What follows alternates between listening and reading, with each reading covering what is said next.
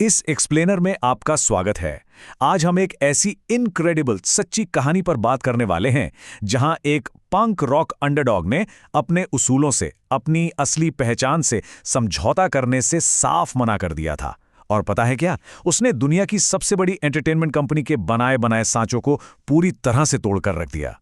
तो चलिए सीधे सबसे बड़े सवाल से शुरू करते हैं। आखिर खुद को एक मिसफिट यानी दुनिया से एकदम अलग मानने वाले इस इंसान ने WWE जैसी इतनी विशाल कॉर्पोरेट मशीन को अपने ही नियमों पर चलने के लिए मजबूर कैसे कर दिया? मैं एक ऐसा इंसान हूं जिसे कभी सफल नहीं होना चाहिए था। मैंने ये मुकाम उन लोगों को ठेंगा दिखाते हुए हासिल किया जिन्होंने मेरे रास्ते में रुकावटें खड़ी की थीं। सीएम पंक का ये कोट ना एकदम परफेक्ट तरीके से उस विद्रोही और एंटी एस्टैब्लिशमेंट सफर की नींव रखता है जिसे आज हम डिकोड करने वाले हैं। तो ये है हमारा पहला chapter, an outcast finds his path. मतलब बचपन की मुश्किलों और उपेक्षा से निकलकर पंक रॉक के जरिए अपना असली वजूद और सुकून तलाशने का सफर। अब दिलचस्प बात यह है कि माइनर थ्रेट जैसे बैंड्स और स्ट्रेट एज मूवमेंट ने उनके उसूलों को गढ़ा। मतलब समाज के सेट नियमों को बिल्कुल मत मानो, रॉडी पाइपर जैसे एंटी हीरो से इंस्पिरेशन लो, और सबसे बड़ी बात, ड्रग्स और शराब से एकदम दूर रहने वाली स्ट्रेट एज लाइफस्टाइल को अपनाओ। यही वो काउंटर कल्चर चीजें थीं जिन्होंने उनके शुरुआती रेसलिंग कैरेक्टर की इतनी मजबूत नींव रखी। इसी डू इट योरसेल्फ यानी खुद अपने हाथों से करने वाले पंक रॉक एटीट्यूड ने उन्हें लिटरली एक दोस्त के बैकयार्ड में गड्ढे खोदकर खुद का रेसलिंग रिंग बनाने का हौसला दिया। सोचिए, बिना किसी फॉर्मल ट्रेनिंग के भी उनका बनाया ये लूनैटिक रेसलिंग फेडरेशन सैकड़ों फैंस की भीड़ जुटाने लगा था। यहीं से उनके अटूट आत्मविश्वास की असली शुरुआत हुई थी। अब आते हैं दूसरे चैप्टर पर, रूलिंग द अंडरग्राउंड सीन। खून, पसीना और इंडिपेंडेंट सर्किट पर अपनी असली कीमत चुकाना। यहां इस ग्राउंड लेवल के संघर्ष को समझना बहुत जरूरी है यार। फर्श पर सोना, कोल्ट कबाना के साथ कार से पूरे देश को नापना, और फिर रिंग ऑफ ऑनर में समोआ जो के खिलाफ वो लेजेंडरी 90 मिनट के ऐतिहासिक मैच खेलना। इस इंसान ने बिना थके इंडिपेंडेंट सर्किट का हर कतरा निचोड़कर अपना नाम बनाया। और फिर आया कहानी का अल्टीमेट स्वर्व, यानी सबसे बड़ा मोड़। कंपनी छोड़ने से ठीक पहले उन्होंने रिंग ऑफ ऑनर की चैंपियनशिप बेल्ट के ठीक ऊपर अपना असली WWE कॉन्ट्रैक्ट साइन किया। ये पल चीख चीख कर बता रहा था कि वो स्टोरी टेलिंग में कितने माहिर हैं। दर्शकों के तो होश ही उड़ गए थे, और उनके अगले बड़े कदम के लिए एकदम परफेक्ट स्टेज सेट हो गया था। Chapter 3, entering the corporate machine, यानी WWE के सेट सांचे से उनका सीधा टकराव। अब देखिए कॉन्ट्रास्ट कितना शॉकिंग है। एक तरफ WWE को क्या चाहिए, भारी भरकम शरीर वाला 3 पीस सूट पहनने वाला एक यस मैन, और दूसरी तरफ रियलिटी क्या थी? उन्होंने एक ऐसे इंसान को साइन कर लिया था जो सिर से पैर तक टैटू से भरा था, जिसका लुक बिल्कुल रफ था, और जो अपनी स्ट्रेट एज विचारधारा को लेकर किसी से भी भिड़ जाने को तैयार था। जैसा कि पॉल हेमन ने कहा था, WWE में किसी को नहीं पता था कि उसके साथ क्या करना है, क्योंकि किसी ने कभी समझा ही नहीं कि उनके पास आखिर क्या हीरा है। पॉल हेमन उनके लिए एक बहुत बड़े मेंटर साबित हुए। उन्होंने इस रॉ टैलेंट को पहचाना और उन अधिकारियों से बचाया जो बस इसलिए पंख को निकालना चाहते थे क्योंकि वो उनके टिपिकल सांचे में फिट नहीं बैठते थे।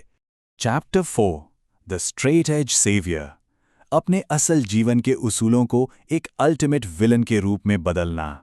यह हिस्सा एकदम क्रेजी है। द स्ट्रेट एज सोसाइटी ने दर्शकों के मन में जो नफरत पैदा की थी वो नेक्स्ट लेवल थी। खुद को एक मसीहा बताना, लोगों को नीचा दिखाना। हालात ये हो गए थे कि एक बार तो एक बुजुर्ग महिला ने बैरिकेड फांद कर उन्हें लिटरली शैतान तक कह डाला। लेकिन पर्दे के पीछे की सच्चाई, उसी दौरान वो अपनी जेब से भारी रकम दे रहे थे ताकि उनके एक दोस्त का घर नीलाम होने से बच जाए। रील और रियल लाइफ का क्या गजब का कॉन्ट्रास्ट था। इस 2 नंबर पर जरा गौर कीजिए। उन्होंने लगातार 2 साल बैक टू बैक बेहद खतरनाक money in the bank ladder match जीते, लेकिन इतनी बड़ी अचीवमेंट के बाद भी क्या हुआ? उन्हें बार बार मेन इवेंट में अपनी जगह बनाने के लिए कॉर्पोरेट के उन चहेते लोगों से लड़ना पड़ रहा था। वो रिस्पेक्ट, वो मुकाम अभी भी नहीं मिल रहा था जिसके वो असली हकदार थे। आगे बढ़ते हैं चैप्टर 5 की तरफ, the pipe bomb that changed everything, अपनी भड़ास निकालना और सीधे फोर्थ वॉल को तोड़ देना।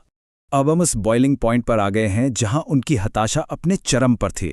रेसलमेनिया का मेन इवेंट ना मिलना, 17 जुलाई को कंपनी छोड़ने का पक्का इरादा, और फिर मैनेजमेंट ने एक बहुत बड़ी भूल कर दी। उन्होंने पंक के हाथ में एक लाइव माइक्रोफोन थमा दिया। कि जाओ और टीवी पर जो बोलना है बोलो, वो भी तब जब उनके जाने में सिर्फ कुछ ही हफ्ते बाकी थे। मैंने विंस मैकमाहन की इमेजिनरी ब्रास रिंग्स को इतनी बार पकड़ने की कोशिश की है कि अब जाकर मुझे एहसास हुआ कि वो सच में सिर्फ और सिर्फ इमेजिनरी हैं। ये बिना किसी स्क्रिप्ट के बोले गए रॉ और अनफिल्टर्ड शब्द थे। ये सिर्फ फ्रस्ट्रेटेड फैंस तक ही नहीं पहुंचे, बल्कि बैकस्टेज काम करने वाले हर उस इंसान की आवाज़ बन गए जिसके साथ नाइंसाफ़ी हुई थी। इस एक प्रोमो ने पूरी कंपनी में आग लगा दी। इस एक ब्लास्टिंग प्रोमो को नाम दिया गया द पाइप बॉम्ब, और इसने सच में पूरी इंडस्ट्री को हिला डाला। रेसलिंग तो छोड़िए, ESPN और GQ जैसे मेन स्ट्रीम स्पोर्ट्स और लाइफस्टाइल आउटलेट्स भी इसे कवर करने लगे। रातों रात वो एक अंडरग्राउंड हीरो से एक ऐसे मेन स्ट्रीम मेगा स्टार बन गए जिसकी डिमांड आसमान छू रही थी। और अब हमारा फाइनल चैप्टर, सिक्योरिंग अ हीरोज लेगेसी। अपने ही शहर में मिली वो अल्टीमेट ऐतिहासिक जीत। 14,815 ये कोई मामूली नंबर नहीं है। ये शिकागो के एरिना में बैठे उन फुल ऑन जुनूनी फैंस का नंबर था जिन्होंने अपनी आंखों के सामने उस रात पंक को जॉन सीना को हराकर WWE चैंपियनशिप जीते हुए देखा। उस रात उस एरिना में जो जादुई इलेक्ट्रीफाइंग माहौल था ना, वो रेसलिंग हिस्ट्री में शायद ही कभी दोबारा देखा गया हो। मैं बदलाव लाना चाहता हूं। मैं इस जगह को बेहतर बनाना चाहता हूं। आप अपने काउच पर बैठकर कुछ नहीं बदल सकते। यहां सबसे बड़ी बात यह थी कि हमेशा के लिए बेल्ट लेकर गायब हो जाने के बजाय उन्होंने शो के बीच में ही अपना कॉन्ट्रैक्ट फिर से साइन कर लिया। उन्हें यह रियलाइज हो गया था कि अगर सिस्टम को बदलना है तो घर बैठकर शिकायत करने से काम नहीं चलेगा, मशीन के अंदर रहकर लड़ना होगा। और इस तरह उन्होंने अपना एक अलग ही लेगेसी सेट किया। फालतू के फाइनेंशियल पर्क से ज्यादा उन्होंने रिस्पेक्ट की डिमांड की। वो लॉकर रूम में एक ऐसे लीडर बने जो हमेशा नए और अंडररेटेड टैलेंट को पुश करते थे। सबसे बड़ी बात, उन्होंने उस घिसे पिटे 8x10 वाले कॉर्पोरेट सांचे को हमेशा हमेशा के लिए चकनाचूर कर दिया। तो इस एक्सप्लेनर को हम इस एक सवाल के साथ खत्म करते हैं। दुनिया में बेस्ट इन द वर्ल्ड बनने के लिए कॉर्पोरेट के सांचे को तोड़कर इस विद्रोही आउटकास्ट ने आगे आने वाले किन नए चेहरों के लिए रास्ता बनाया। ये कहानी हमेशा हमें याद दिलाएगी कि अगर आप अपनी पहचान पर डटे रहें तो आप एक पूरी की पूरी इंडस्ट्री के रूल्स बदल सकते हैं।